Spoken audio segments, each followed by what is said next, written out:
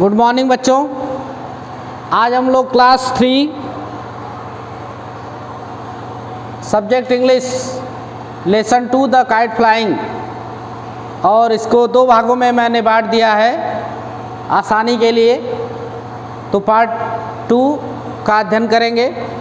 इसमें सबसे पहले हम लोग बच्चों रीड करते हैं इसको।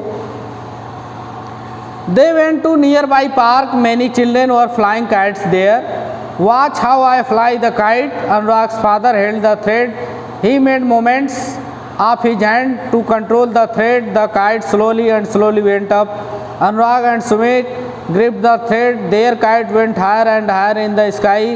Their kite was the most beautiful kite in the sky. The sun's rays fell on it to make it shine brightly. Sometimes it even touched the clouds. After some time, their kite got stuck with another kite. Both the kites fell down. Anurag and Sumit ran to catch it, but it went to the roof of a house. A child on a roof snatched it. Anurag and Sumit made more kites. They enjoyed kite flying the whole day.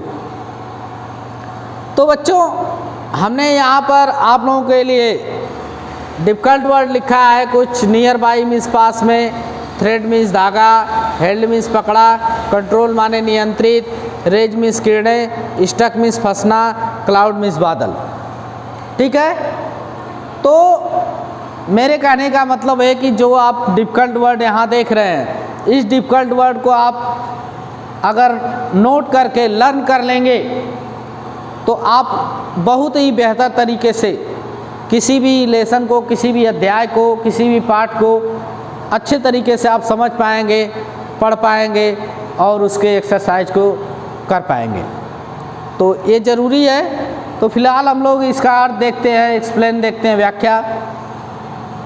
They went to the nearby park. वे park के पास गए। Many childrens were flying kites there. बहुत से बच्चे वहाँ पतंग उड़ा रहे थे। Watch how I fly the kite. Anurag's father held the thread. Anurag के पिता ने धागे को पकड़ करके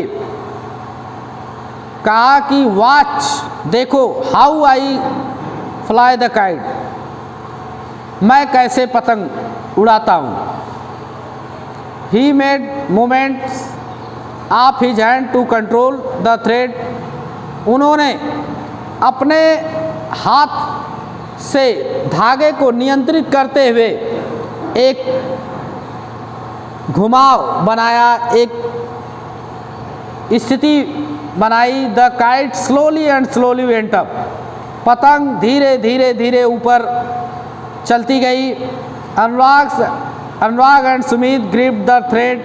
अनुराग और सुमित ने धागे पर पकड़ बनाई। There kite went higher and higher in the sky.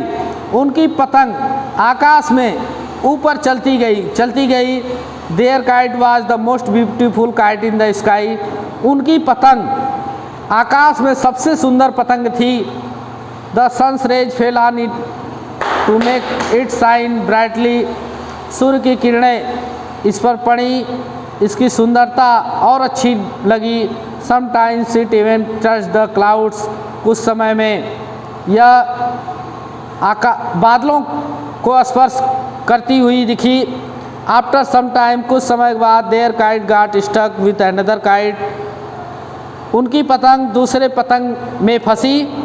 Both the kites fell down. दोनों पतंग नीचे गिरी। Anurag and Sumit ran to catch it. Anurag और सुमित ने इसे दौड़ा, पकड़ने के लिए दौड़ा। But it went to the roof of a house. लेकिन यह एक छत के घर के ऊपर गिरी। A child on the roof snatched it. एक बच्चा छत पर इसे पकड़ लिया। Anurag and Sumit made more kites. Anurag और सुमित ने कई पतंग, बहुत अधिक पतंगे बनाई।